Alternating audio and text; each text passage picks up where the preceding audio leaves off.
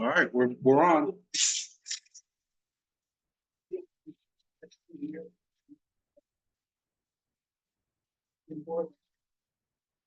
Hey,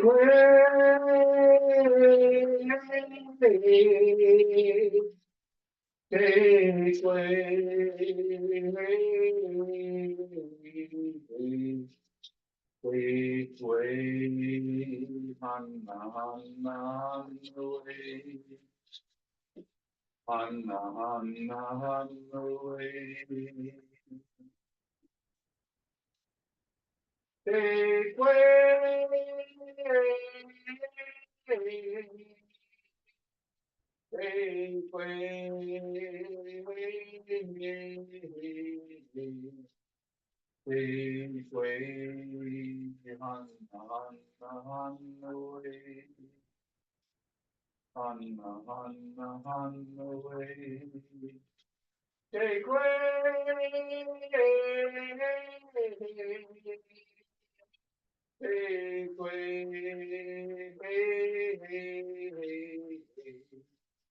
take way, Han, away.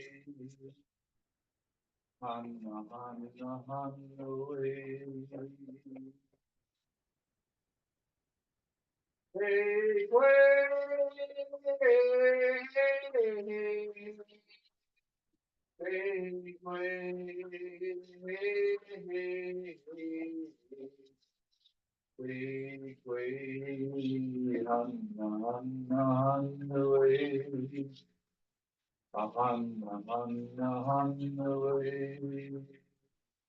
Oh.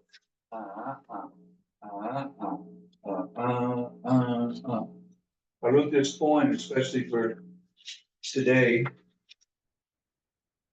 because this is pushback with poetry, and it starts with an epigram by a gentleman you might have heard of, Frederick Douglass. The name of the poem is "Why the Gods Weep for Single Mums," and this is the epigram. Emancipation would not be granted. It must be taken. It must be taken. Governments act from necessity. They must move only as they are moved upon. Our government is no exception to this rule. It cannot determine what shall be the character of events. And then I have a little comment after the epigram. I said, especially when the president has no character other than his felonious, sexist, racist, mendacious, unconstitutional behaviors. Here's your point. I lived inside my first storyteller, only for the month she wove with the threads of my life. Maybe she played a record on the music box of Eddie or Peter Duchin, music that would comfort me in her womb. My mother might have played the piano or listened to Ferrante and Teicher as she braided my German, Scotch, Irish, Indian locks. My sisters heard my mother play the piano and the organ. My mom was quite the musician, but she stopped playing after I was born. The music of her stories was what she played for me. Ocean tides moved by the songs of the moon. My mother's stories filled my ears. A double major, English and history, at the Girls Ohio Catholic College. Her hand cramping in pain from the stress of writing too many papers. Teaching high school in New York City after graduation, hating the job, hearing the call of the sea. On Saturday, every Saturday for 1 year, sitting in the office of Grace Lines, applying for work on the ships of the line. Landing a gig as the manager of a gift shop on the USS Santa Barbara. You see, my mom was born to be in charge of something. The gift shop, division manager of 3 retail companies, her Catholic faith, her Catholic faith, her children. She left my father's violence and infidelities, moved her abode and her children to Orlando from Pittsburgh, seeking a better life of sunshine, freedom, and safety. She was in charge. I remember one frightening thunder and lightning storm. My mom sat us all in the dining room table and lit a blessed candle. She had us hold hands around the table and had us pray together as the winds outside howled and the lightning strikes and thunder bammed and boomed like the enemy's rockets, the 122s that scared the hell out of you. It was not her first frightening storm, not her first rodeo. My mother was always at her best when she was in charge. The gods always weep when miracles of grace and love bless single moms with children to raise. Thank you for coming.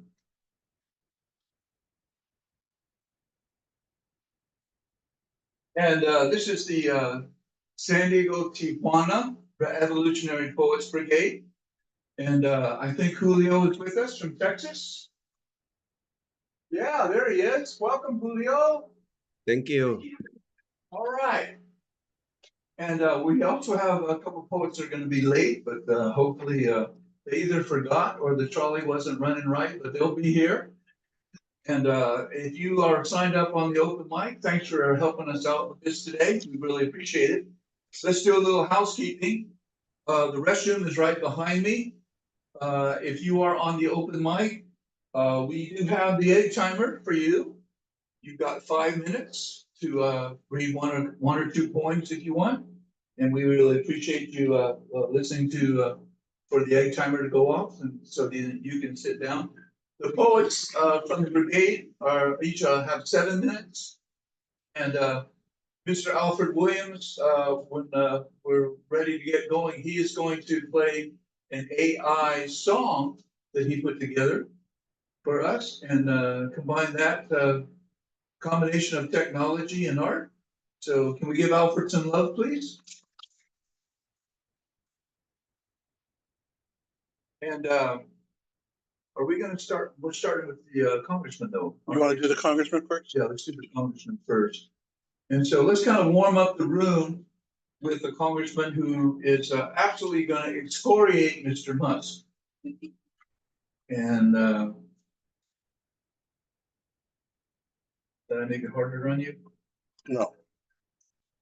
So here we go. This is on YouTube.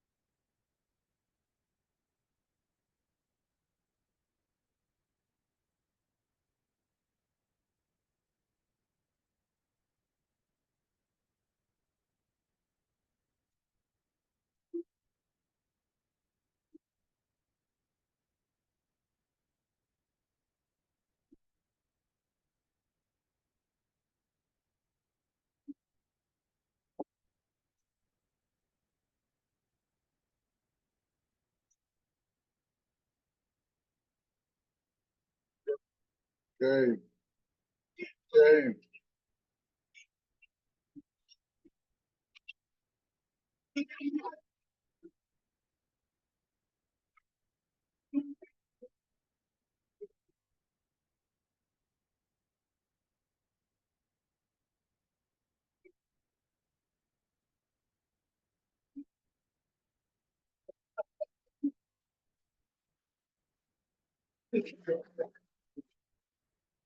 So one of the gifts that Alfred gives us is to record this event. And if you're watching on Zoom right now, you're watching a recording, there's 2 seats in the Senate right now. One is in Florida, and you can contact the Democratic Party, go to their website, and you'll find out the other one. And if you have a dollar bill that you can send, or a 5, or maybe a 20 or a 50, to help them elect these 2 people, it will flip the Senate back. And we'll have another way to push back.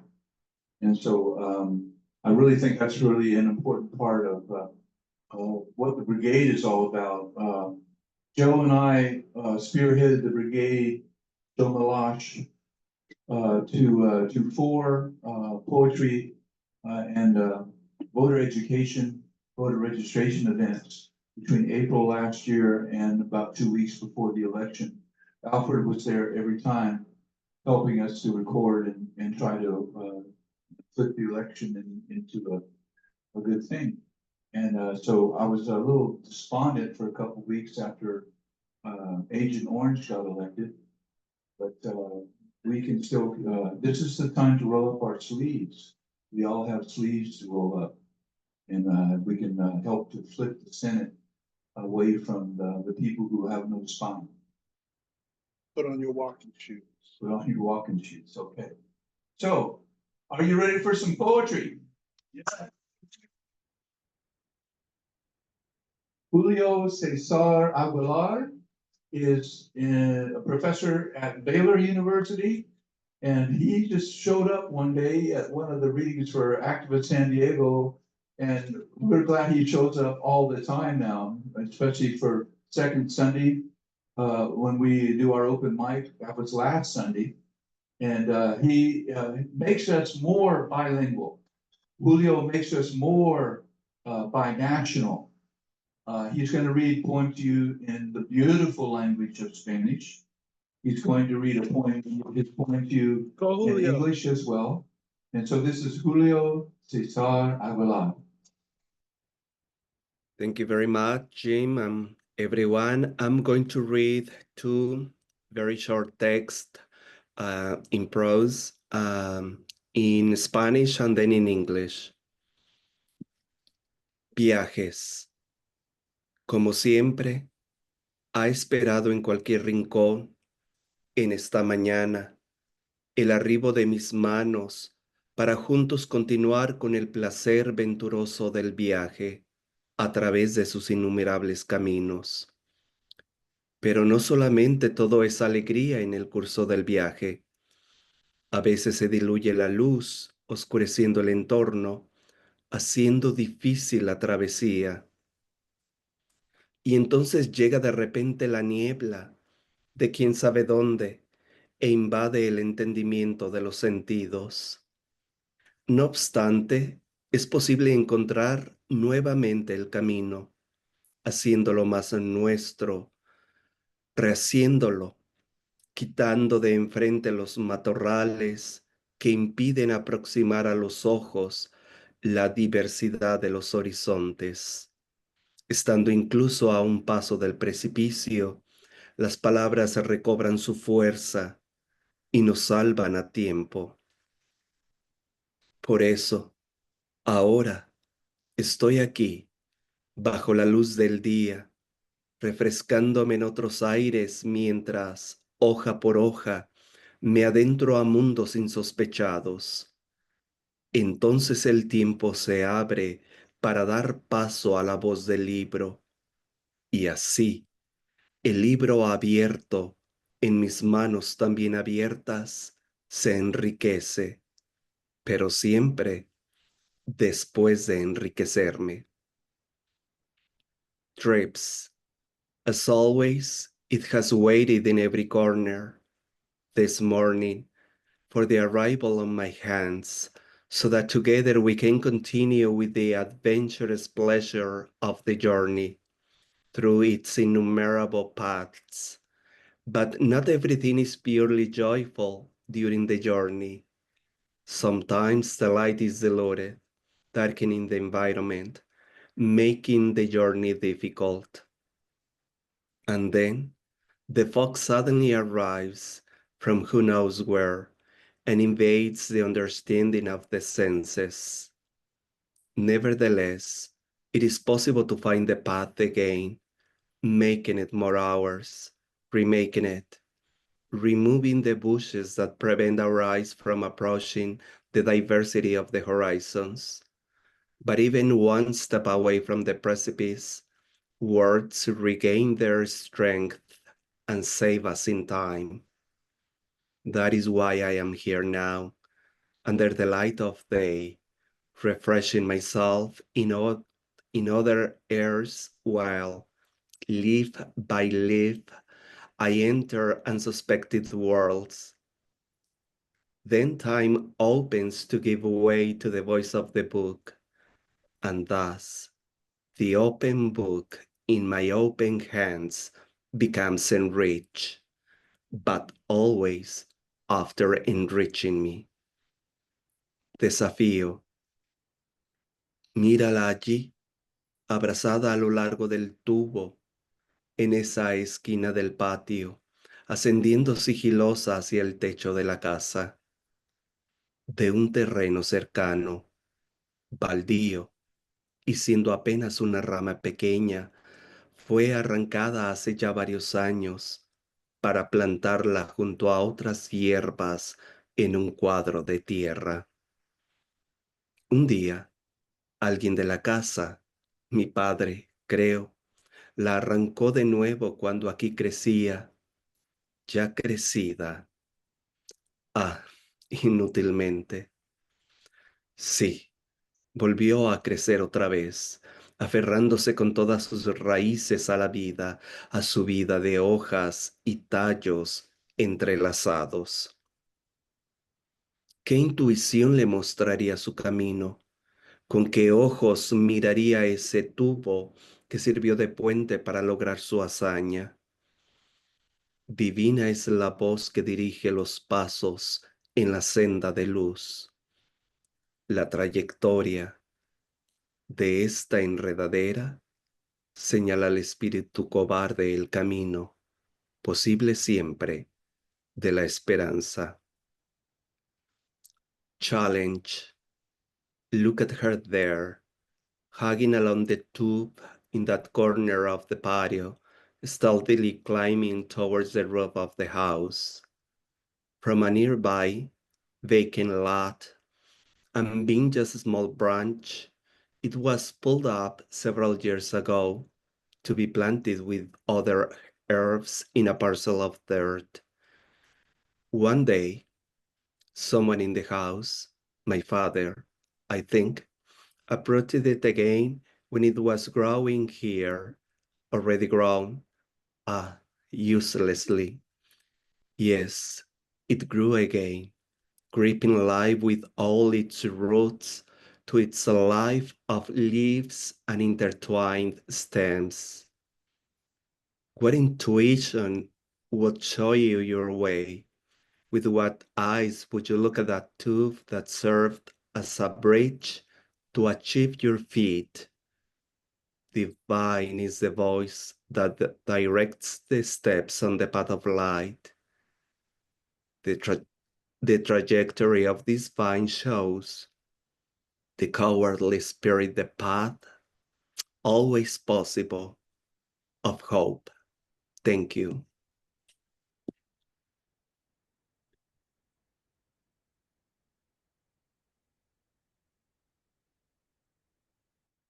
Thank you, Julio. That's really, really very powerful again.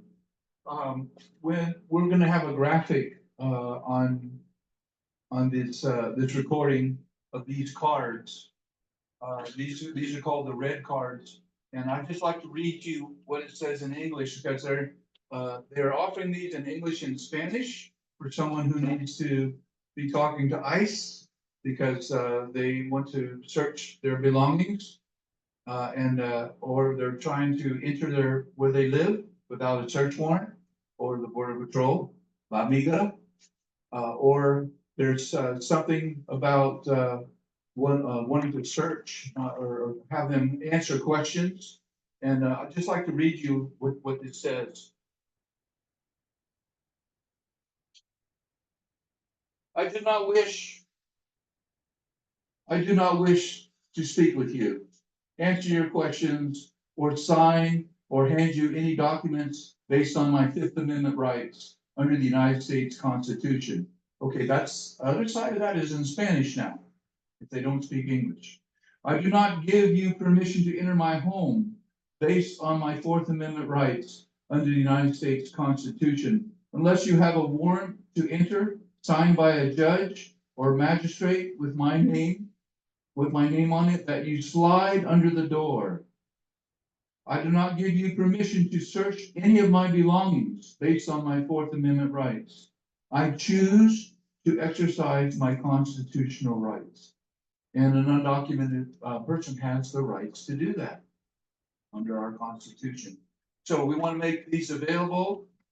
If you're listening online right now, it's www.ilrc.org/red-cards.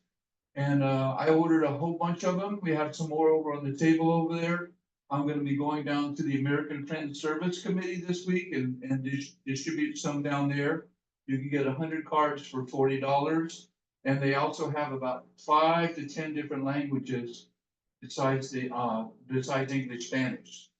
So that whoever's undocumented, wherever they're from, they can use their constitutional rights. Because we're gonna push back, aren't we? We're gonna push back. You're here. Bill Malach is a award-winning poet, We have not been meeting, in a critique group for a while because of, one of our, poets, lost his second wife to death. And so we've kind of suspended for a while, but in that, critique group, we would, support each other. We bring a poem in to read, and then we get feedback about the poem and about the craft. And, he told me one time that, he was, flunking out of the seminary because his writing wasn't so good, and a priest, had him come to, his office to, show him how to write a really good essay. And, he sure does that now. Please welcome Joe Milosh.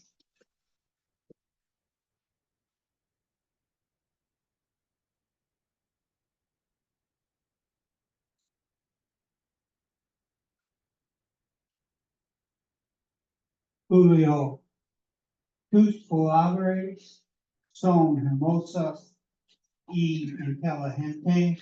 Your words, as always, are beautiful and intelligent.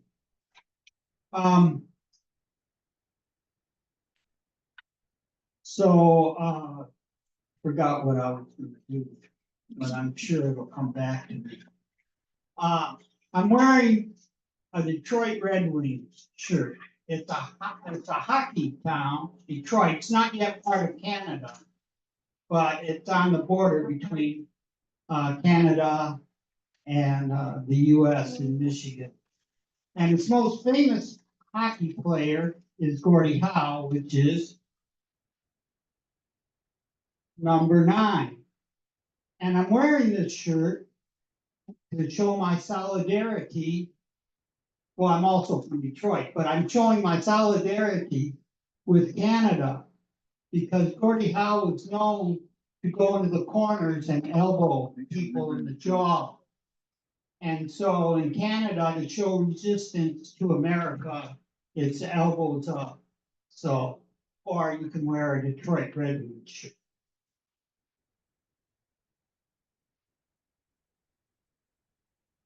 So I was listening. It may seem odd that I talk so much that I have time to listen. But I was listening to this Egyptian American scholar. He's from Egypt, became a citizen. And he was looking at the fascism, the rise of fascism in the world. And he said, you know, every time a fascist comes to office, he tears down democracy, and we never get it back. We never get a full rebound. And why is that? And I thought about that, and you know, destroying something is easier than building something. And anyone who's ever had to repair anything on your house, like a broken window or something, knows the breakage occurred in 5 or 10 minutes, and it may take weeks to get everything back together as it was.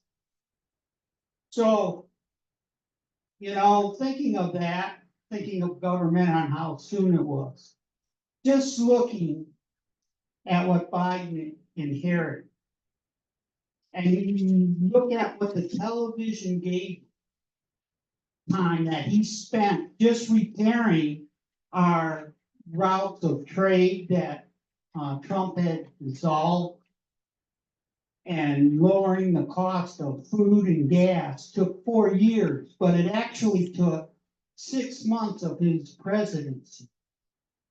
It took, because every time he did something, the Republicans took him to court and it had to go through the courts. So when he decided to change the refugee laws, it took 3 years. Every 6 months he was going to court. When he was trying to pay the bills, every 3 months, they were taking another 2 months. So it took them 5 months to get a budget through so we could pay our bills. That's time. So when you look at just paying our bills, providing gas, because if you remember, when he took office, we had a gas shortage in the world because shipping had shut down. And he released the gas in the US in our reserve, flooded the market, and then bought gas to replenish it at a cheaper price. But that took time. So what he did was he repaired the economy. All the 3,000 children or more that were separated from their parents, refugees' parents, he reunited.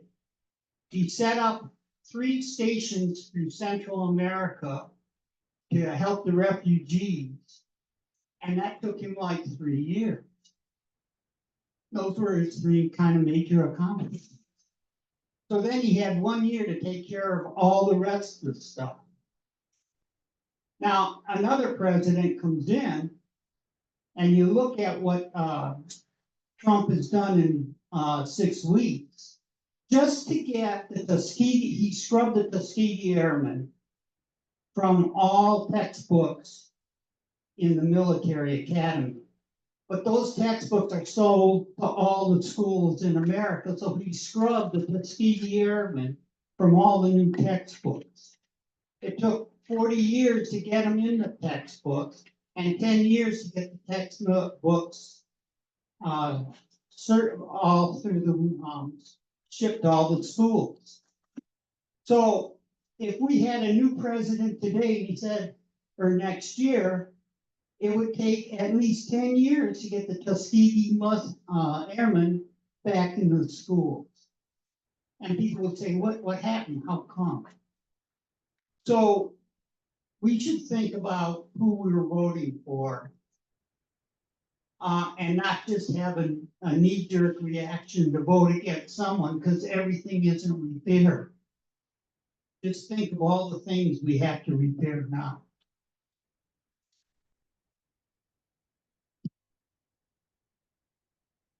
This is called, I can go on and on, but I'm not.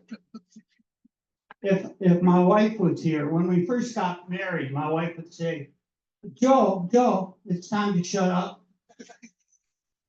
But she got better as the longer we were married, and she'd go, somebody knows my wife. And she'd go, Joe, time to be quiet. Anyway. Homeless art. Under an overpass, a sleeping bag drapes over a shopping cart containing shirts, pants, boots, and a bag of bottles. As rain drips from the bedding, water puddle, and his dog drinks. A man leans against his basket. He peers through the U that he formed with his thumb and forefinger. He watches the rain falling outside the bridge. Do the dandelions, blooms growing along the curb for him? No one dreams of inverting the bridge into a U-shaped vessel and make it an ark for the homeless. He opens his toothless mouth and yells, you, at the traffic, and the cars pass slow and unstoppable. Thank you.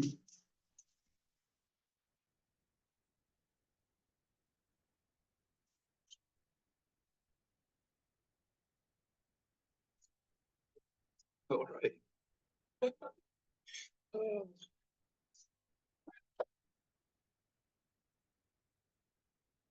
Thank you, Joe.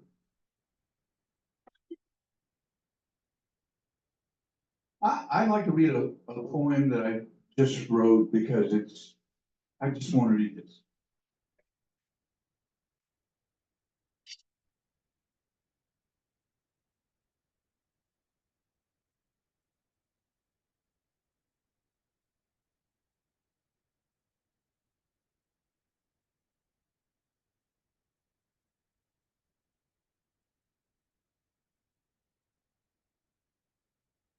It's called the Blue Light Blues. starts with an epigram by Billy Collins. There is the sudden silence of the crowd above a motionless player on the field. The silence of the falling vase before it strikes the floor. The silence of the moon. And here's the poem.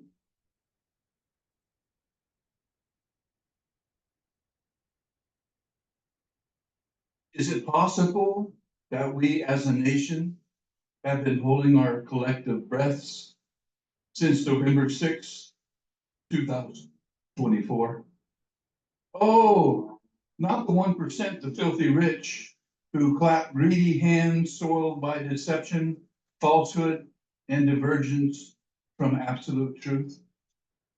Our collective blues include the luminous blue lights of the Seven Sisters, whose tears are rains, rains sprouting seeds of change.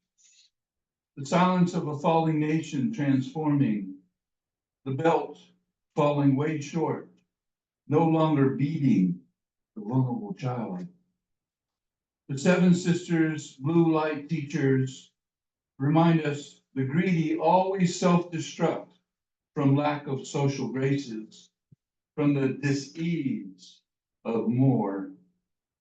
And the moon moves around the barn in a beautiful soft light, in the gravity of time, in the quiet breath of new promising days, in the pledge of a nation with liberty and justice for all. Thank you for listening.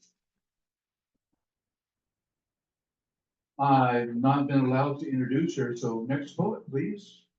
Young lady, would you like to come up?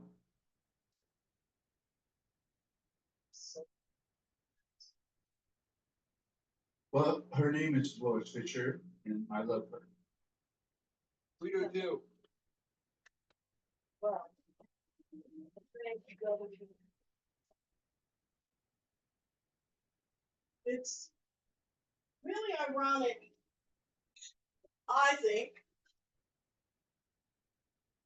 that some of the poems that I wrote 10, 15 years ago still obtained.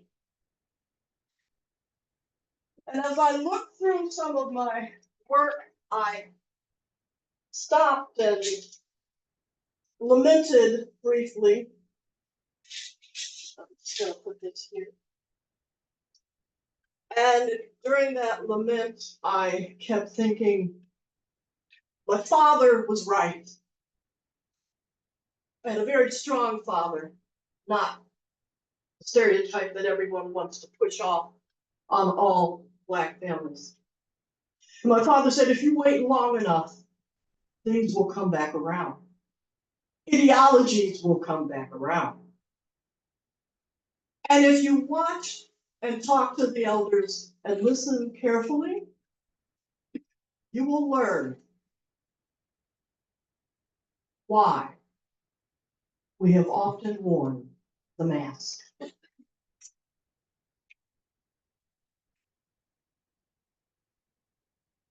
This next poem has been trending on the internet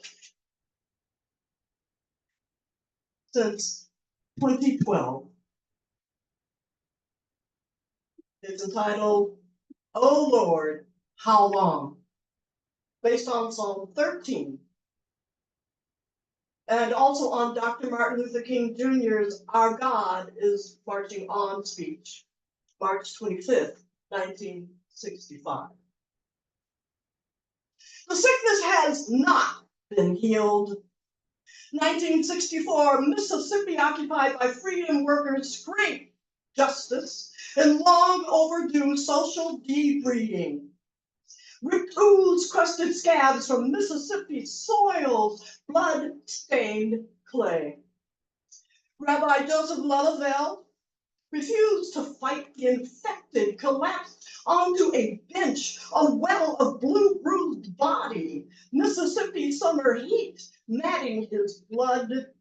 He prayed for strength for all God's children, especially those uninfected, downhill over the railroad tracks in night rider, noose bearer, clay baked backwoods, sleepy hollow cotton fields of Alabama, of Georgia, of Mississippi, of Louisiana, the suburbs of New York, the suburbs of Michigan, the suburbs of California, and America in general. In 1964, Fannie Lou Hamer, jaggedly limping to witness stand, heavily sitting upright, told a Johnson preempted story of back cell jail beating. Rebroadcast on late night news, mobile television, eyes pulling away, channel surfed, cried. She reminded them with each blow of the policeman's baton. She said, please, sir, don't hit me no more. No more, please, sir, don't hit me no more. In the land of lush green lawns and lofty cushioned pews, in the land of dirt roads and fear-filled, half-bombed out sanctuaries, downhill over the railroad tracks, isolated church body politics sang, lift him up, lift him up, lift him up, lift him up from the earth. I'll call all men unto me. The men will gladly follow him who ought and who taught. I'll draw all men unto me. Or will they? In 1964, Harlem and Rochester erupted. The Northern Lie revealed no immunity to the sickness, precursor, chaos, closet skeletons dance through open doors.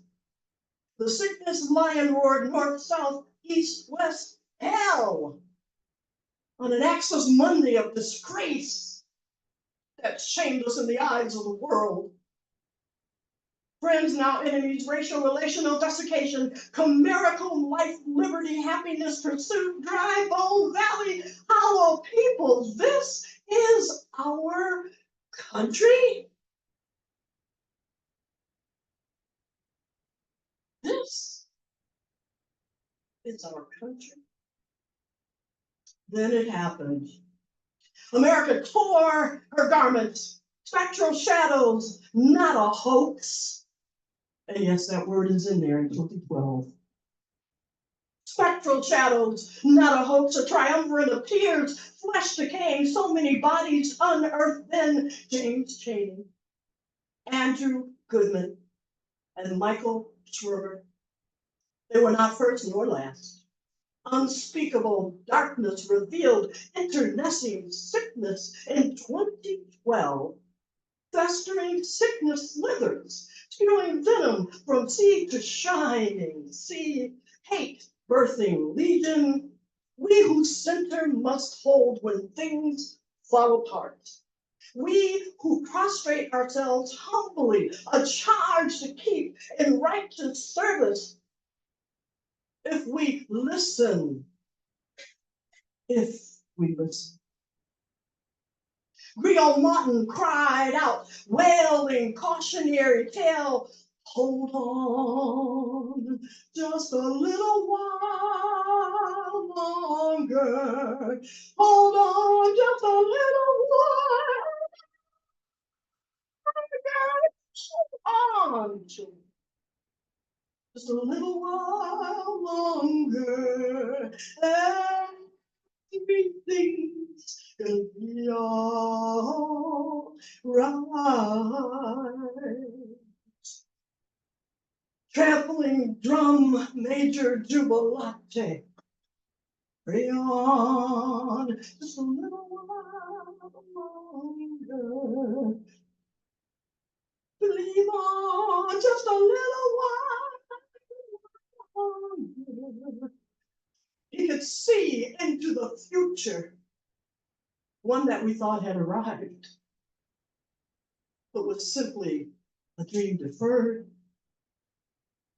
As America's politicians, speeches with children's lives, bankrolling their future, as sickness engulfed ideologues, employing tactical judiciary, all of the say, purifying America's educational system to reflect who? To reflect what? A simplification of a situation from 1619 onward that if you really study it, is fascinating and interesting and holds a lot of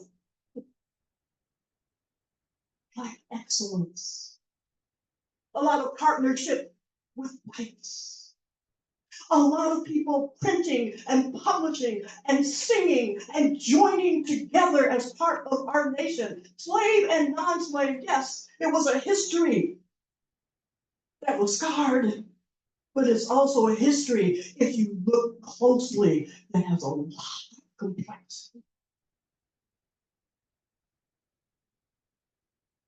America.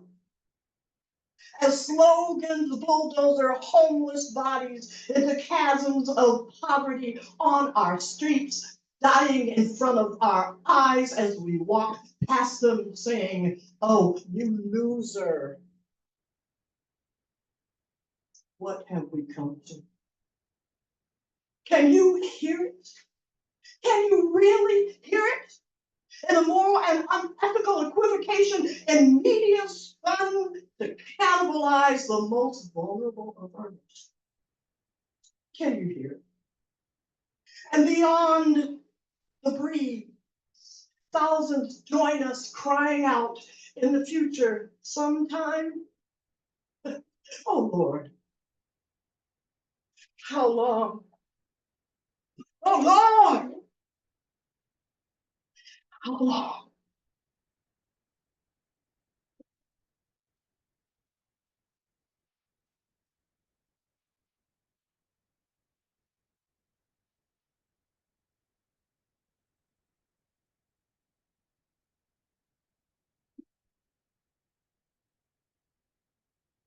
I am not on commission with La Jolla Playhouse, but there is a play over there right now called The Three Summers of Lincoln.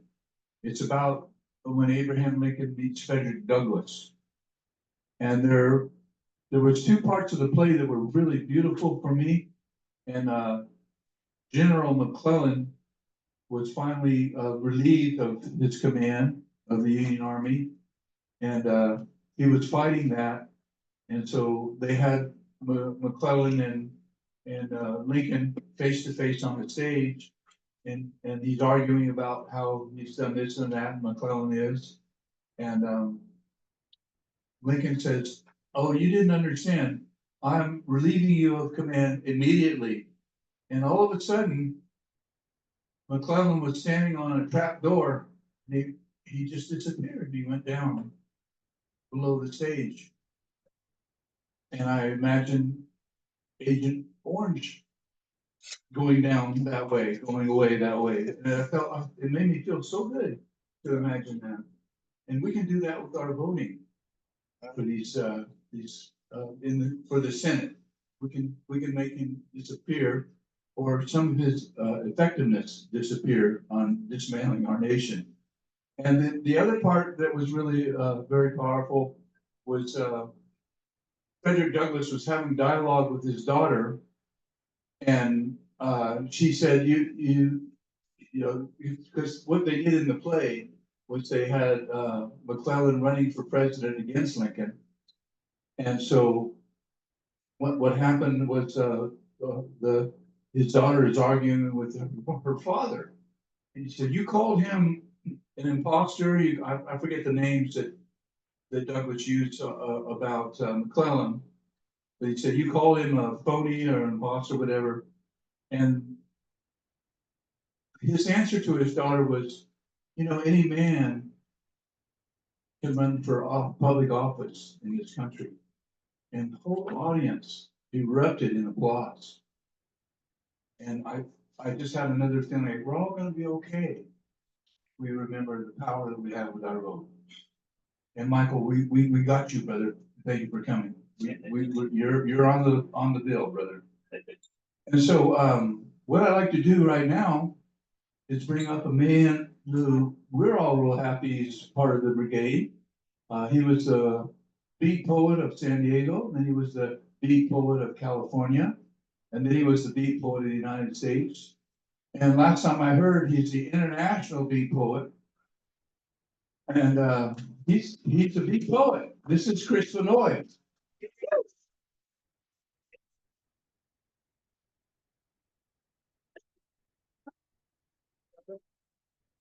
Oh, yeah, which is fine. $800,000.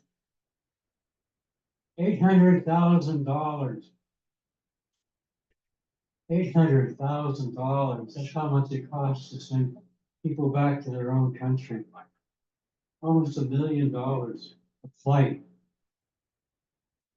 It's called Friendship Park. There's a fence on the north side where the cars idle in long lines.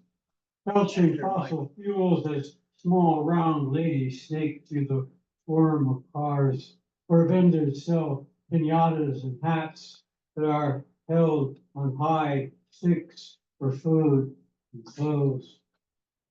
Stretched across the border, just south of the border crossing, there's a second fence, and this fence spills into the ending of spills its ending into the Pacific Ocean, where it drowns as it walks into the new blue waves, as the beach is consumed by the rising tides, as if the artist had placed a resting pole where there is so,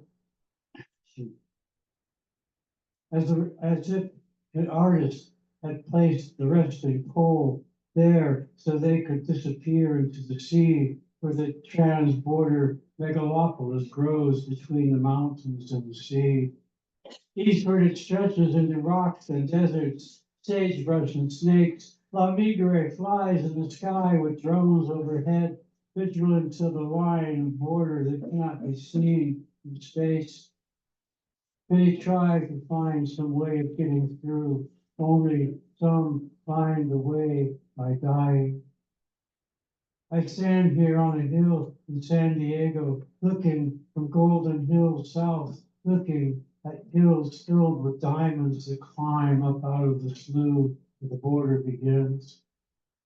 It sits there, sparkling in the night sky, Tijuana rising, sparkling like diamonds in the night from here north of the border. The hills turn golden there after the spring green, contrasting the diamond's arc of light on the borderlands that sit between diamonds and gold, sit between hope and dreams, success and failure, life and death. The bull ring sits just south of the border where Friendship Park disappears. Here, where the fence ends, where the diamond's light dance in the water, where hope swims round and sometimes drowns.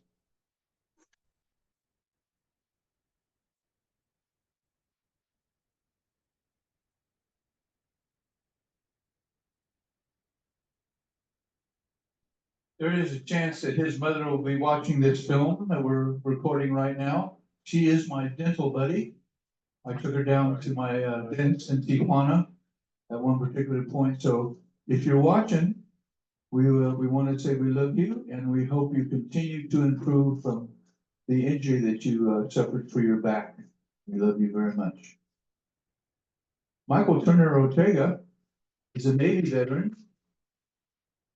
His helicopter was shot down in Laos, Cambodia. One of those countries. And Khmer Rouge showed up and started firing at him, and he outran them, and he ran to Laos. And so he's one of my heroes. He's also a hell of a writer. We consider him somewhat of a mystic. And this is Michael Turner Ortega. Thank you. Thank you.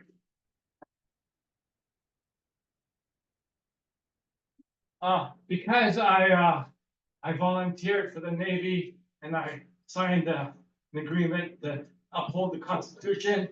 So I'm living up to that, like coming here and expressing my views.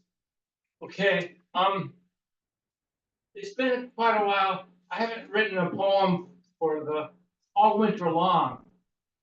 But the poem that I wrote before the winter started, I have it here, and one day I'll type it up and get it ready for publication somewhere. Okay, untitled. The sofa has just vanished, sitting on the grass just off the porch, dreaming of clasping my hands. An imperceptible invitation follows a heart of gold. People I have known for a long time traverse the world that I have no understanding of. Self-importance is useless. What the heck? I awaken anyway. Laughing out loud with a snicker here and there. Letting go of my personal history. I haven't had a chance to talk about the shadow that peers at me and laughs above a branch.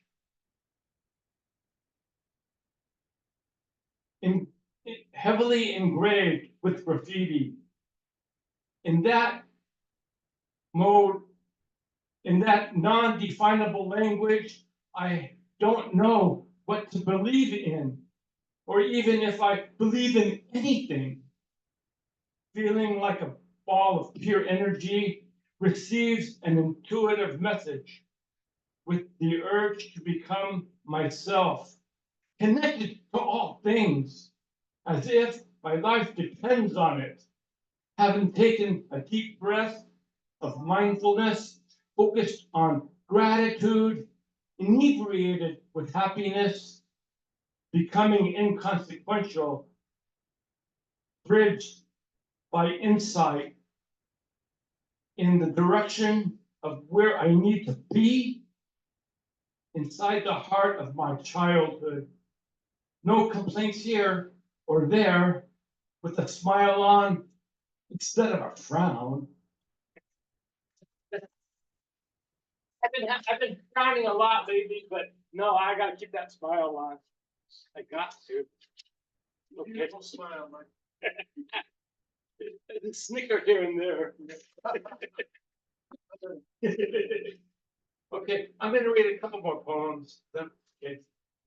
I can't help but think about it on a fundamental carrier frequency, because everything is related on the different planes, everywhere, on the level, by the highway, drawn to a holy fountain made by our sacred mother in an aquifer full of love. A meaningful existence on many levels with a sanctified code. Honor all beings, running down the road to connectedness, to no place in particular, or even live a purposeful life, making joyful noise and playing fair, authentically. The fountain continues to flow, never ends, overwhelms, the right place, the right time. Right. One more.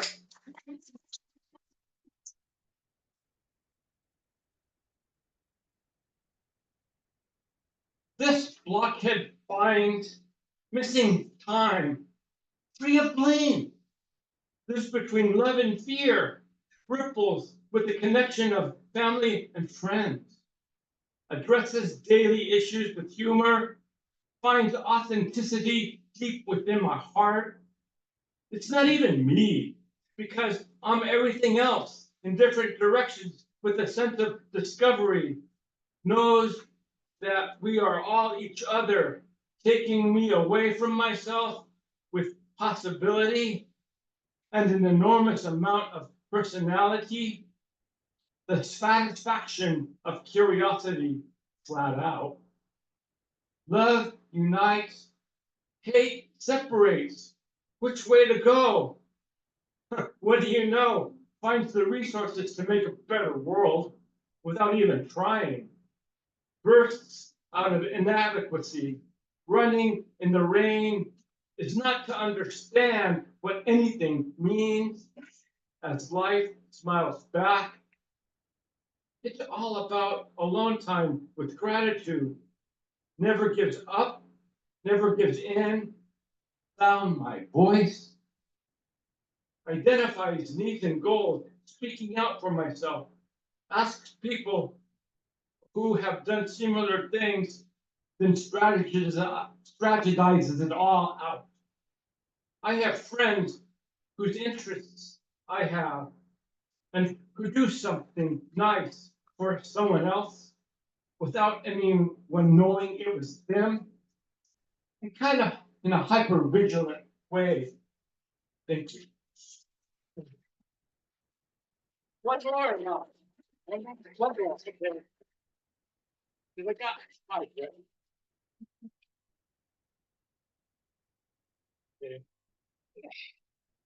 In ancient times, there were popular songs of garden scents. Banjo sounds forever careless.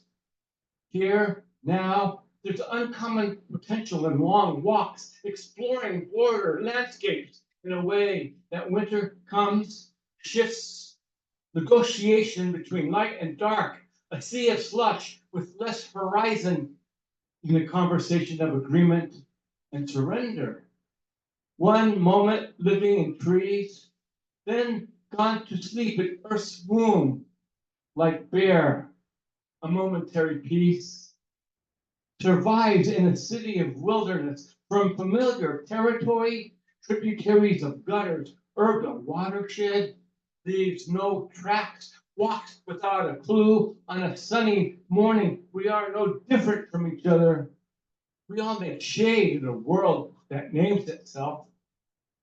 Then we find that the sun circumnavigates behind gleaming cloud. Magic is a powerful tool. Uncertain light skips across the sky. And feeling these things would be like a foreign language among avian. Inspires poets to live without a certain sense, as if we were pedestrian. Jimmy Collins liked that one.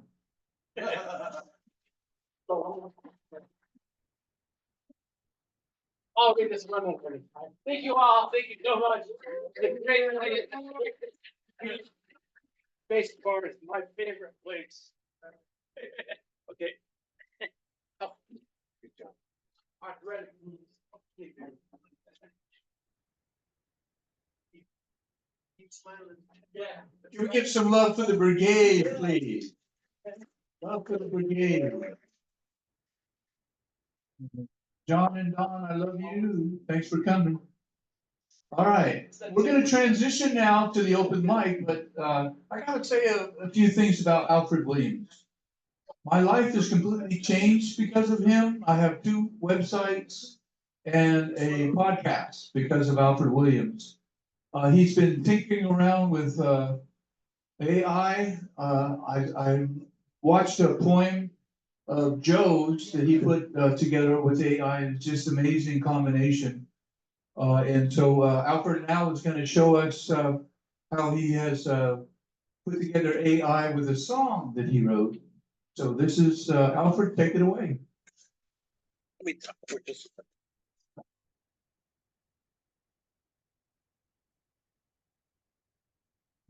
Hey, everybody, how you doing? I know most of you guys know we have the technician here. I'm also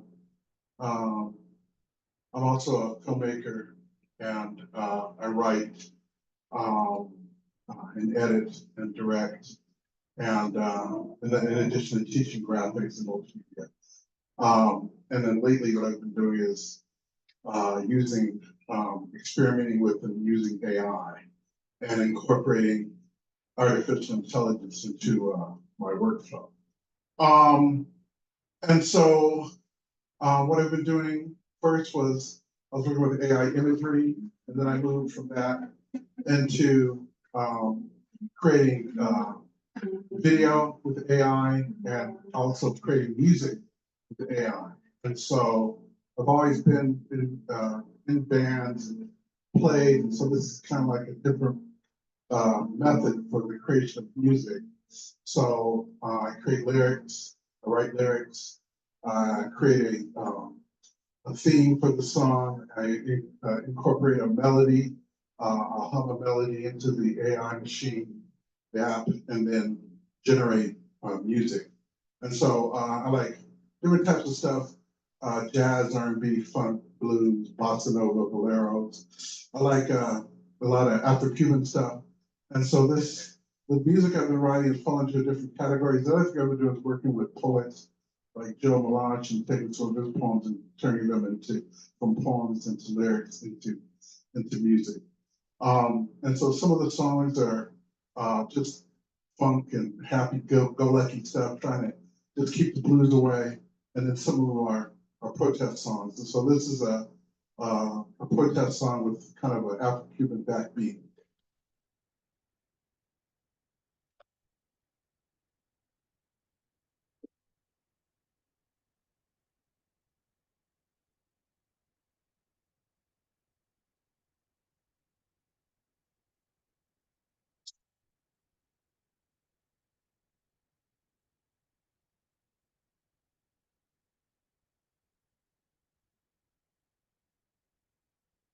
This is called Chain of Lies. I think you'll figure out who it's about pretty quickly.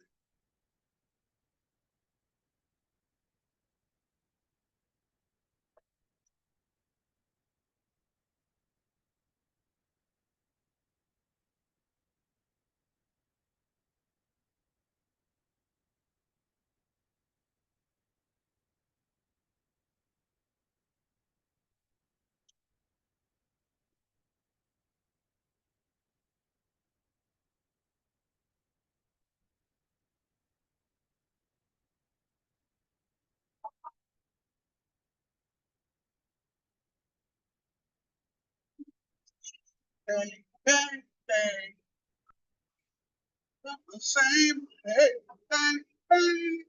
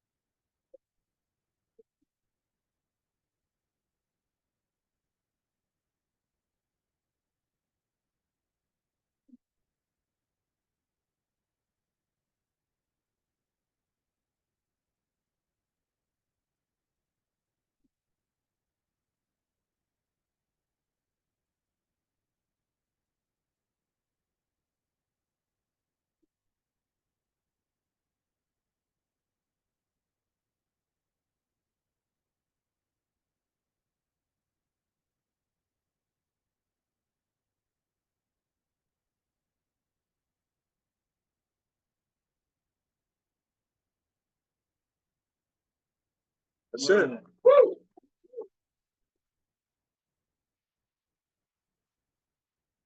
Thanks, guys.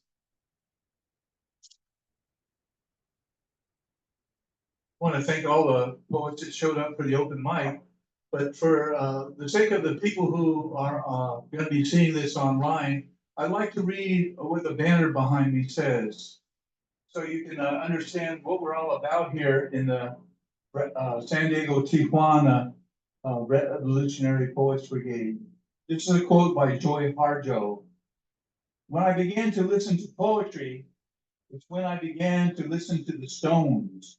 And I began to listen to what the clouds had to say. And I began to listen to others. And I think most importantly for all of us, then you begin to learn to listen to the soul of yourself in here. which is also the soul of everyone else. And here's a quote by, actually it's a quote by Robert Frost that John Kennedy used about a month before he was assassinated at the Robert Frost Library. When power leads man towards arrogance, poetry reminds him of his limitations. When power narrows the areas of man's concern, poetry reminds him of the richness and diversity of his existence. When power corrupts, poetry cleanses. For art establishes the basic human truths, which must serve as the touchstone of our judgment. And so I want to thank the brother that put that banner together for us, so we could have that each time that the brigade does their performance. So our first open mic poet is a man who is quite accomplished. He's a professor at Cal State San Marcos. If you go online to YouTube, please see if you can do a search for Guantanamo. Say it again. Kula Guantanamo. Shadab Z. Sazmi wrote the poem and he backed her up on guitar. It's an amazing combination because you know what happens when we have no barriers between disciplines is the art that comes out of that is really strong. And so this is a very strong artist, very strong poet. This is Brandon Simon.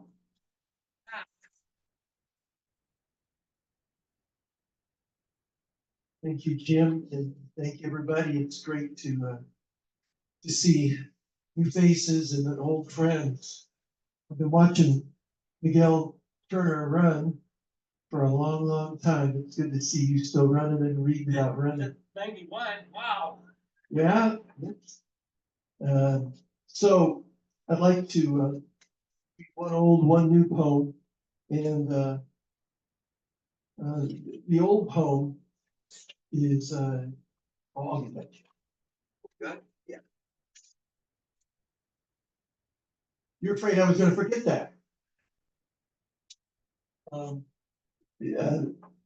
So has anybody seen the documentary? It's on HBO Max, Navalny. I encourage you to see it. You know, this is a time of pushing back. He is a man who pushed back with all of his life, and he died in a gulag in Siberia. And before he died, he was giving an interview, and they said, "What if they kill you?" And he said what I think many of our ancestors said: "Well, then you can't quit. Yeah. If they kill me, you can't quit." And for some reason, this is a poem about somebody else who didn't quit until they made him quit. His name was Archbishop Juan Harari, and the endnote. This poem called Guatemalan Fires, and of course, one of the contributing factors to the integration crisis is the injustice in throughout the countries of Central America, including Guatemala. And in 1998, Bishop Juan Harari, who was head of the Catholic Church's Human Rights Office, 2 days after releasing a study attributing more than half of the 200,000 deaths in the Guatemalan Civil War to the Guatemalan military, he was bludgeoned to death.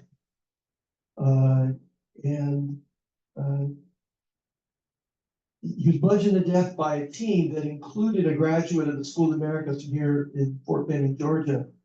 And of course, many of the perpetrators of the Guatemalan genocide were trained here in the United States. And there's a cycle. It's not just about the military. The military are the hired help. And Jonathan Whitney outlines this very well in his book, Endless Enemies. And this is my attempt to get onto a page and a half in about 500 pages of what Jonathan Whitney wrote. Bishop Juan Harari, Bishop Juan Harari, Bishop Juan Harari.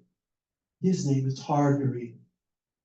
In Guatemala, Bishop Juan Harari's name burns with the bodies of 200,000. So counting can kill. How much fire does it take? The forensics of boredom. How much fire does it take to collapse the evidence? So much factual noise. As silences go, the frequency of atomic orbits. Can I move over to this light? It's all right. Yeah, there's a little- As silences go, the diplomacy of atomic orbits is lower for the dead than for the living. What do we resonate with? Fire, or fire to skin, stone to bone, dollars to bullets, soul wrestling, tissue of intention, fabric of acts, friction from smoldering conflicts of interest. Stumble footnote to footnote, pitch in the paper names that whisper our history. Beadle Smith, Undersecretary of State and board member of United Brands. John Foster Dulles, Secretary of State and lawyer for United Brands. His brother, Alan Dulles, Director of Central Intelligence Agency in 1954 and lawyer for United Brands. Thomas Cabot, President of United Brands, and his brother, Henry Cabot Lodge, U.S. Ambassador to the UN in 1954. John Clement Turks, News Executive and Publicist for United Brands. General Castillo Armas, dictator, overthrew Guatemala's president in 1954. Rios Montt, dictator during the height of Guatemala genocide in 1980s. Ronald Reagan, President of the United States, restored military aid to Guatemala in 1980. Colonel Israel Lima Estrada, conspirator in murder of Bishop Juan Harari. Captain Byron Lima Oliva, conspirator in murder of Bishop Juan Harari. Jose Abdulio Villanueva, conspirator in murder of Bishop Juan Harari. Reverend Mario Orantes, conspirator in the murder of Bishop Juan Harari. To the fires of silence, the names unknown, except to their families and executioners, and Bishop Juan Harari. Bishop Juan Harari, his name is hard to read.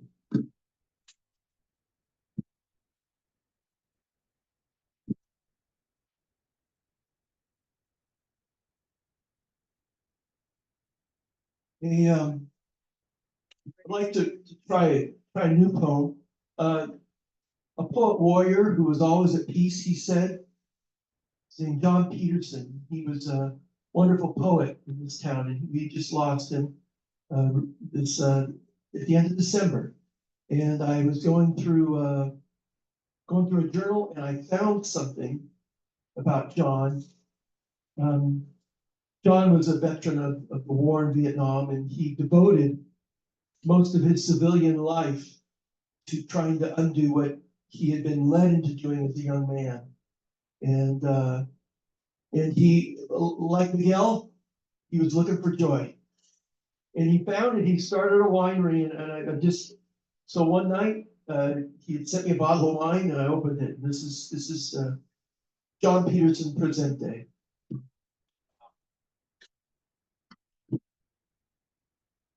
Break the lock on the box of my heart.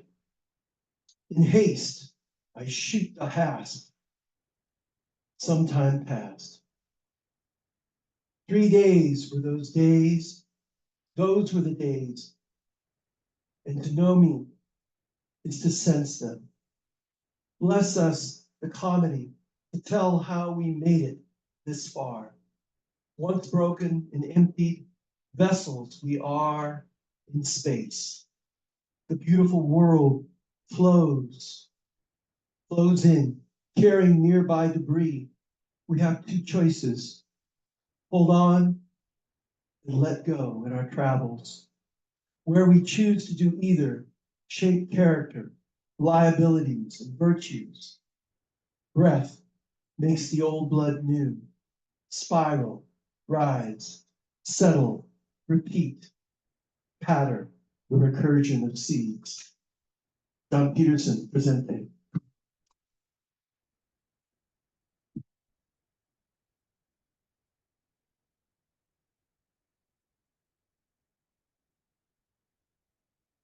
Thanks, Brad.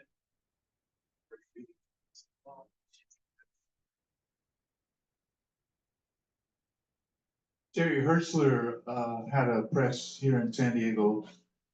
And I kind of think wherever he is right now, he's really strongly smiling. He passed away. He went to Texas to take care of his mom, and she passed away, and then he passed away. But Terry Hertzler was a Vietnam veteran. He wrote a poem one time about how he blew up a truck and shot a tree. And in the poem, he says, the tree was moving one night when I shot it. I apologized for shooting the tree, but he blew up the truck because a friend of his who was going home after almost a year in Vietnam was killed in a battle. And so he blew up the truck. And but he did apologize for shooting the tree. This young man, Jimmy Collins, liked his writing very much and told him so. And I like his writing very much, and I told him so. And you're gonna tell him you like his writing very much, because he's gonna come up here and he's gonna really, I think when Jesse writes, I feel more balance about not only my heart, but my mind. This is Jesse C.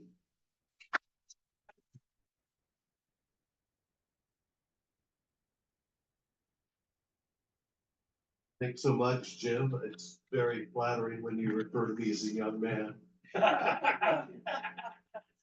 So I wasn't expecting to read this, but I was inspired by Dolores. Here is Harlem by Langston Hughes. What happens to a dream deferred? Does it dry up like a raisin in the sun, or fester like a sore and then run? Does it stink like rotten meat, or crust and sugar over like a syrupy sweet? Maybe it just sags like a heavy load. Or does it explode?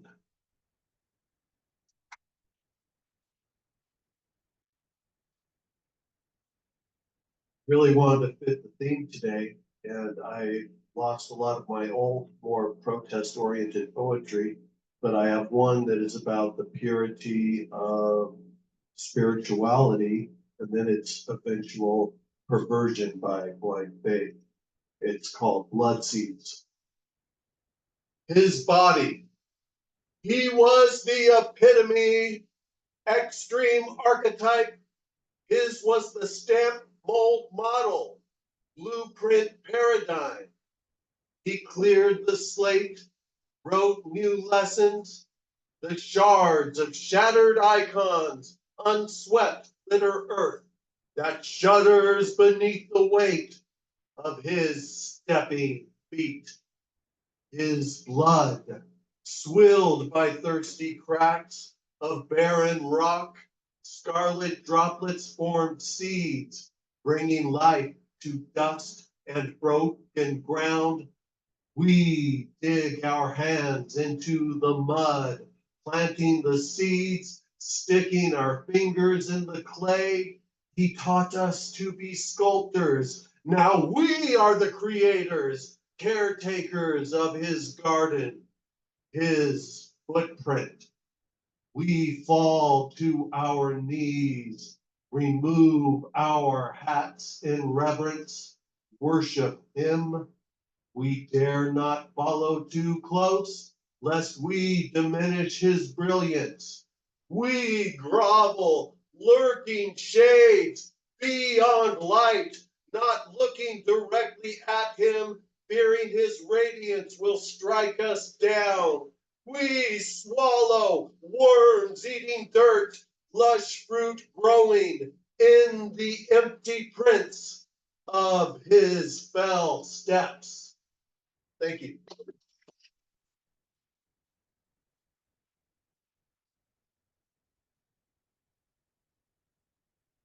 Jesse. Told you. I told you he was gonna do that. Oh. Retired pipe fitter, amazing carpenter, transforms rooms at his own house. Amazing guitarist and poet. Please welcome Jack Stewart Smith.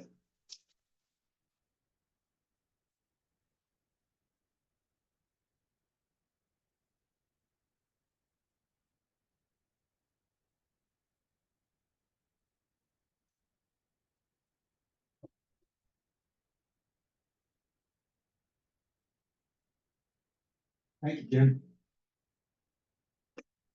Hello, family. I love you all, Love you too. fellow poet warriors. You may have seen in the news. Oh, Okay. That was a great prompt. So the name of this poem is The Sign, or Das Zeichen. I was raised with grandparents who spoke German in the house. The sign.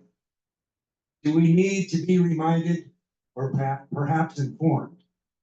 Should we be deeply offended? Should we even care? When a man reveals his true nature, should we take notice?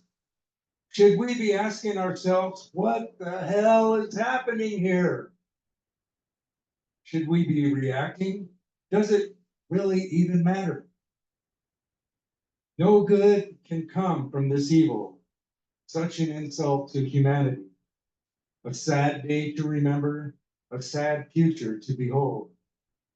A man in front of the cameras, a man in front of the world, thought of such a projection and stunned an unsuspecting earth. No good can come from this. No good will come from this. Thank you.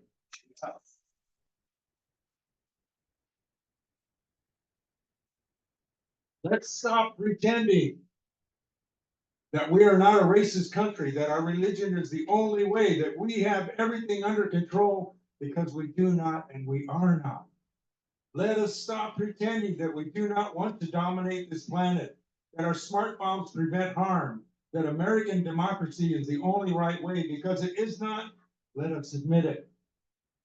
Let us stop pretending that equality reigns supreme, that white hooded thugs do not exist, that drugs are under control, both pharmaceutical and illegal, because we need to get high and stay high. Let us stop pretending that the Cleaver family did not have skeletons in their closet, that LGBTQ can live without fear, that women are treated equal to men, because it's not true. Let us face reality. Let us stop pretending that we are a colorblind nation, that immigrants are not exploited, that we do not brainwash our children because we are banning books as we spit in our streets.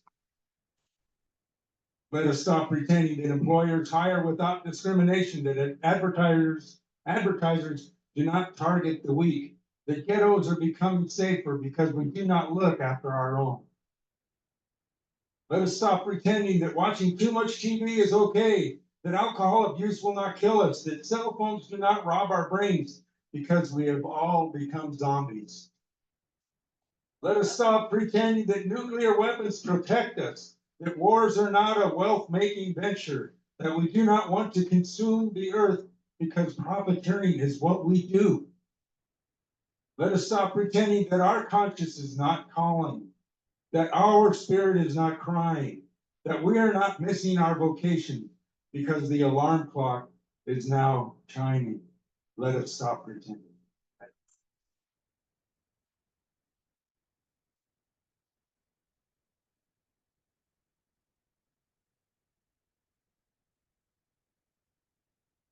Are you all getting your money's worth today? All right. I just want the viewing audience to know that there was no charge to get in here. Donna came to my poetry classes at San Diego Writers Inc. and wrote amazing poems.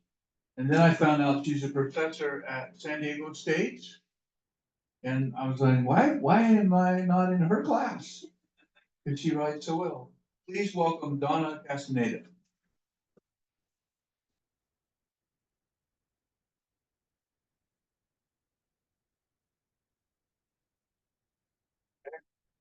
Get this thing down. Just squeeze the handle and pull it down. There you go.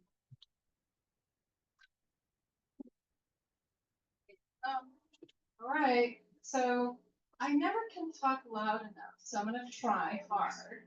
But anyway, the reason you're not in my class, I don't teach writing, I teach psychology, so. But anyway, which I'd love to talk about. But I'm gonna read, I wanted to announce, I have my first chapbook came out, and it's from Bottle Cap Press. So I'm gonna read a poem here. And this one is inspired by the writer, he's a Mexican writer named Salvador Elizondo. And he's a mid-century, very modernist, embedded writer, really interesting. And one of the things he wrote about is he talked about the geometry of a shattered window. And that really inspired me. So, but this is, it's also my response to seeing so much destruction from wars all over the world, and of course here in our own country. And it's called War Geometry Questions. Could intention lay in the depths of Euclidean axiom, our dark space, crouching to wait and wait and wait for blast to end? Or in the mute rectangles left by shared off apartment walls with shoes and toys, plates and coats, disarrayed inside, composing a theorem of intimacy effaced? Atrocity is an acute angle, tight and low over a bombed bridge. Ground offensive is an obtuse angle whose width can cover a dead woman. So many questions inhabit the geometry of a shattered window, but we have no right to ask them. No matter how many bodies are buried, our axioms can only be assumed, never proven. So, thank you. And this second poem, so these were written some time ago, but this one I wrote in response to the children that were stolen from their mothers or families. And actually not all of them have been returned. Many of them have, and we thank our former president for helping to do that. But anyway, let me read this poem. It's called, and also I just want to emphasize that children all over the world, the thousands that have been killed in Gaza, in Ukraine, in the Sudan, in the Congo, children are so vulnerable. We need to not forget them. And they are here in our country as well. So anyway, stolen children. How did the brownies take so long? My granddaughter asks in her 4-year-old talk when they're only 10 minutes in the oven. The time before answering a child's question is a loop of freedom, like a butterfly hovering near your face in a suspended puppet show. Because you don't need to tell her yet about the stolen children, so much like her, imprisoned with no one to touch softly the back of their necks, the small place where their heads reach shoulders that are like the 2 tiny feet of a stilled hummingbird. My granddaughter can speak 2 languages, so I give her a bracelet that contains double the number of charms. They may be enough to allow every stolen child in the world to ask question after question, even though their words will never bring their mothers out of the corners in so many shadowed rooms. I'd show my granddaughter the brownies in the oven baking and tell her they'll be with us soon. When cooled on the kitchen counter, I cut them in squares. We eat them, talking, walking back and forth, crumbs falling to the floor. The doorbell rings. She runs to open the door because she can't suspect that love can be locked forever in a barrel of dark water. She only knows her mother has arrived to carry her home, and they'll be together forever. Thank you.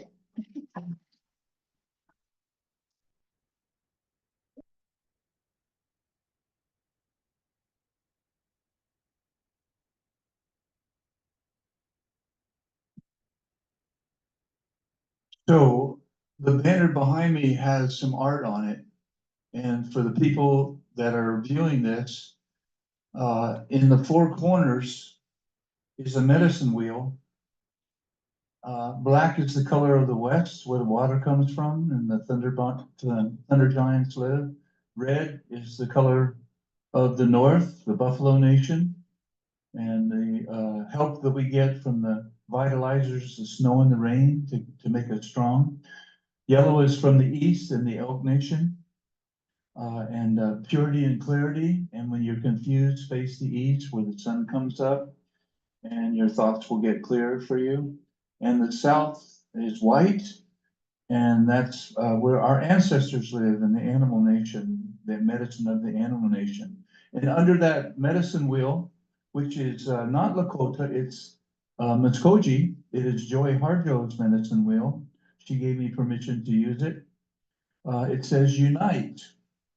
And the four fists that are united represent the four people on the face of the earth.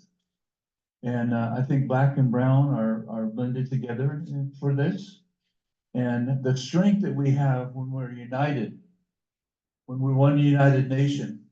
And some of the old teachers from Native American, they would take an arrow and they would break it. But they would take 6 arrows and they would put the 6 arrows together, and they couldn't even break that across their knee, because when we're united, we're stronger.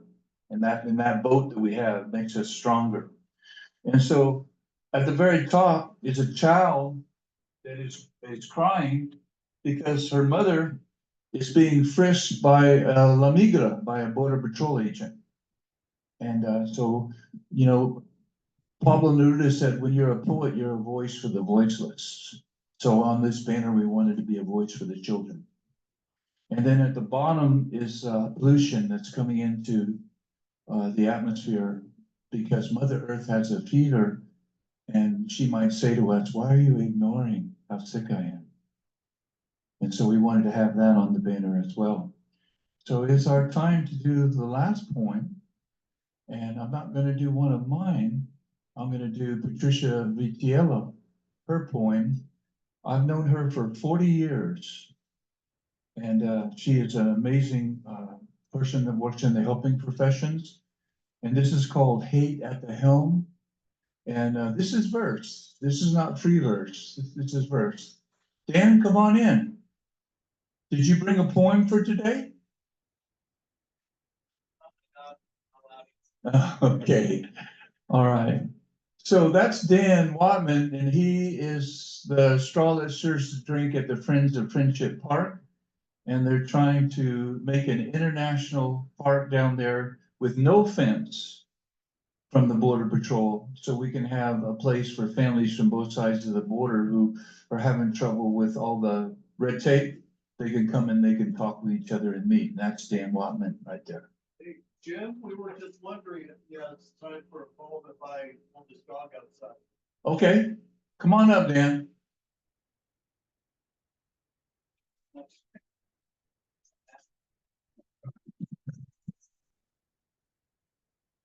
And please say a few things about the Friends of Friendship Park. Okay.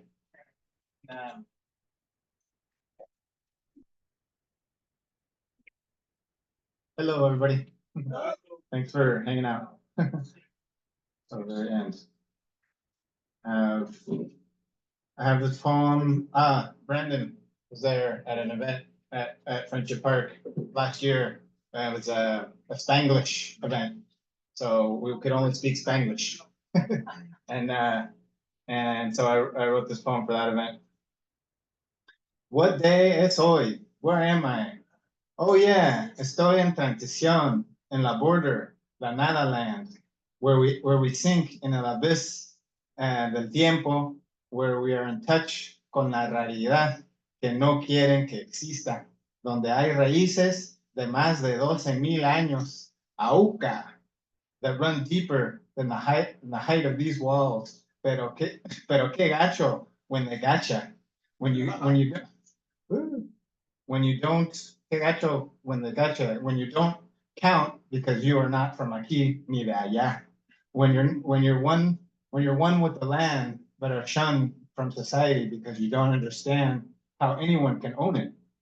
Cuando vives la vida más plena que puede haber, but you don't see money and profit as a fulfilling venture. Supposedly, it is us on one side and the other on the other. Pero cuando en realidad somos todos hijos de la tierra, auca, and our only enemy are those who want to dominar la tierra para destruirla. Si somos hijos de la tierra, ¿cómo podremos destruir a nuestra madre? If we are not from anywhere, doesn't that make us all from the same place? Only those who try to adueñarse de lo que no es suyo don't have a home. Aquí mezclamos todo porque we come from everywhere y aquí nos entendemos speaking Spanglish and uniting como una sola familia.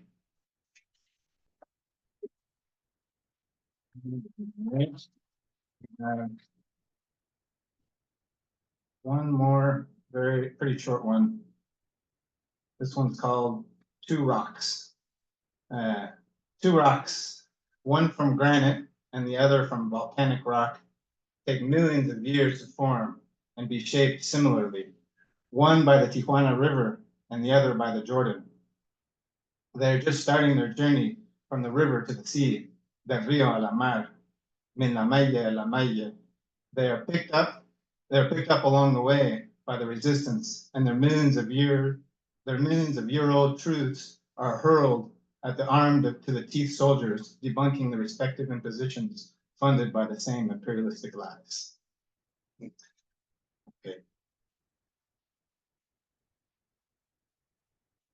And this week, Wednesday, thanks to Jim, I have a place to stay here in San Diego for a couple days.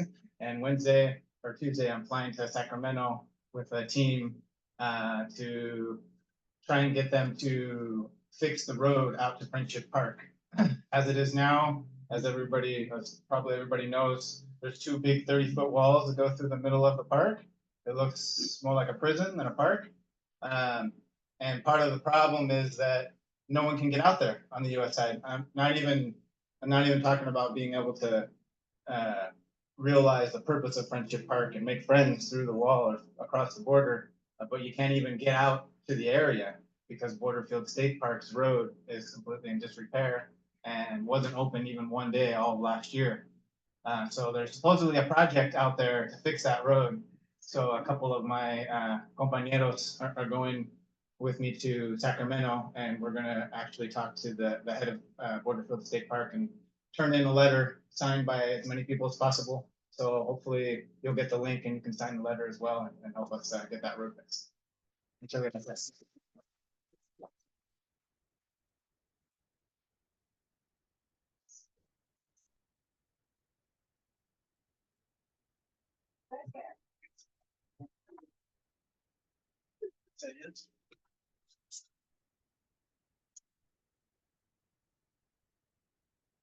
Mid-90s, Dan called me up and said the mayor of Tijuana was had this wife that got this grant, and there's a lot of Mixtec people that walk here from Guerrero and Oaxaca, And the NAFTA flooded cheap American corn. They couldn't sell their crop. They were starving to death. They walked here to sell gum in the streets. And so the mayor of Tijuana's wife went to them and said, you know, we got this grant to teach you how to use these sewing machines. You could make your blusas, your traditional blouses, and with the sewing machines, and it'll go quicker for you. So, oh yeah, so they started doing that, and then a few months later, that she comes up and says, well, we ran out of grant money, but we have a job for you if you want it. And basically what that was trying to get them to work in a sweatshop in a Maquiladora. And Dan said to me, do you want to go down there with me? And I had a lot of time at that time in the early 90s. So we went down there together, and they always feed us. We no, we don't want, you know, and chicken and mole and so we'd be eating, but we didn't want their food. And there was 300 families that had a Mixtec school. And so we were helping them to make the blusas, and then a professor from San Diego City College, he started a Maquiladora tour so people could see where the conditions and where the sweatshops were and don't support those products. But halfway through that tour, they had a table set up so the Mixtec women could have their blouses for sale. Dan was responsible for a lot of that. That's why I wanted to have him have the microphone today. So can we give Dan Whatman some more love, please? And I'd like Joe Melange to make some closing comments for us. Joe?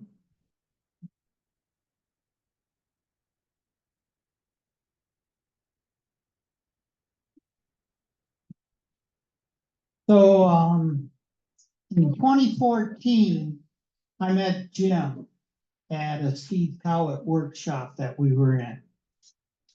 And then a year later, Steve died, and then my wife died.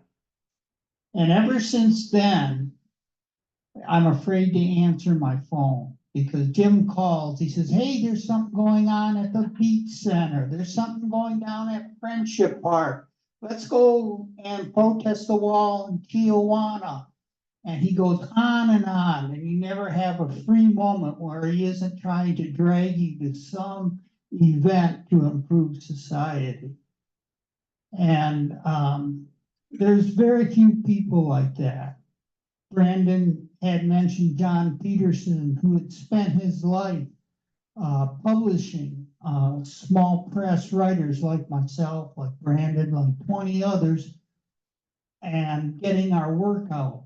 But Jim is working to improve society, and not just since 2014, since before I knew him. And I think we should give him a round of applause for putting this on.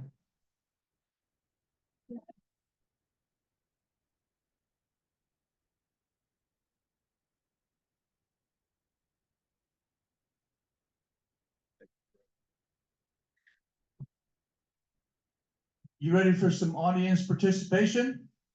Yeah, ready. Okay, so when I say, hold on a second. When I say I exist, this is at the end of this poem that Patricia wrote. When I say I exist, you say I exist too. Let's try that. I exist. I exist too. I exist. I exist too. Nice job. And then I'm going to say, because we exist, you say we exist too. Let's try that out, see how that works, okay? Because we exist. We exist too. Because we exist. We exist too. All right, let's see how we can fit that in at the end of this poem, all right? So we have some audience participation. This lady, just amazing lady. After my divorce, I lived in my van for 4 years. I was homeless after I paid my child support and my attorney's fees and my overhead for my business. There was nothing left for rent or stuff. And so I lived in that van for 4 years. And she would have me come up to her place that was over near Verona reservation and let me see the kind of survey and would you want to do a poetry workshop here? You know, help me with money and stuff.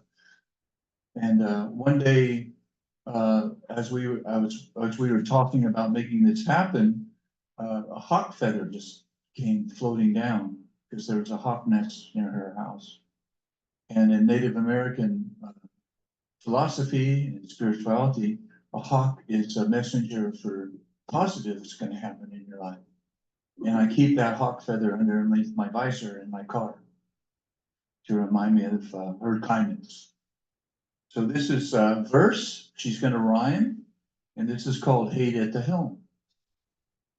When hate's at the helm, our vision is blurred. When hate's at the helm, love is obscured.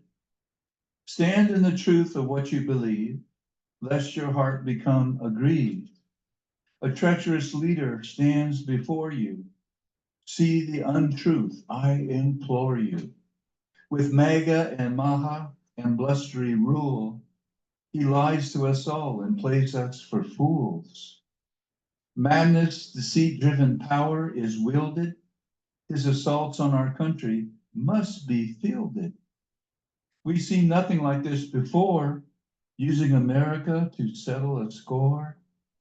Keep hope folding, keep a kind heart, keep on scolding, verboten Einfart. Bolstered by anger, seduced by greed, do not follow this one who leads. With claims of nirvana, he misguides. In freedom's name, he rams our backsides. Hear me now and know for certain, with hate at the helm, it's our final curtain. Say no and no to the fabrication, draw a fierce line of demarcation. To make our America dream come true, you know what to say, you know what to do. Let's fight to keep our democracy. He usurps in sheep-clothed autocracy. Use mouth as musket, speech as your dagger. Get out to the street, stand up to the swagger of Congress, the cowards and sycophants who bow to his lies, his raves and rants. His power-mad scheming spreads infection. Hitlerian dreaming he calls resurrection of a time when America was mighty and great, when in reality he's only spreading hate. Greed and ego and self-serving gall stand at the threshold. Will America fall? No, by God, not at our hands. With strength in numbers, we'll take back command. Ignorance and fear ignite his followers. So shout the truth to the lie swallowers. We the people, not I the kings, the anthem Americans want to sing. The anthem Americans want to sing. I exist. I exist too. I exist. I exist too. Because we exist. We exist. Because we exist. We exist too. Now I'm going to say it one more time and you say, we resist too. Because we exist. We exist too. Thank you for resisting with us. God bless you. We'll see you next month. That's it for today.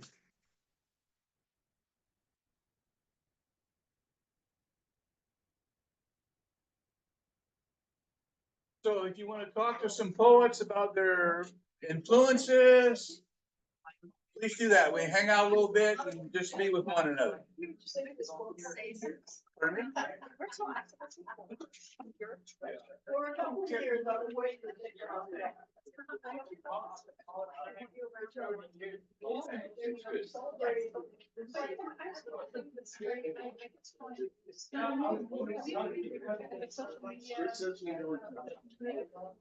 Hey, brother. How you doing, man? Good to see you. Love you, man. Come over and say hi to you, buddy. It's okay. How you feeling? Good. I always love listening to your work. Thank you for your work. Thanks for yours too. Beautiful sounds coming out of that thing.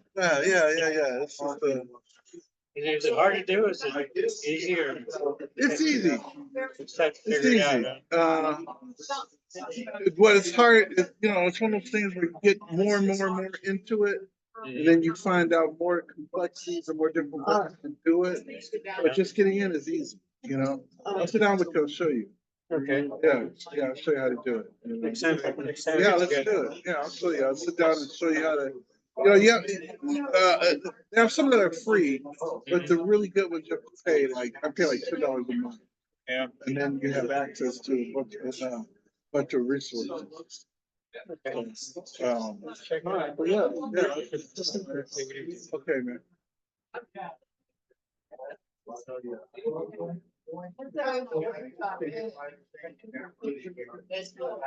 Oh. I have, I have a picture.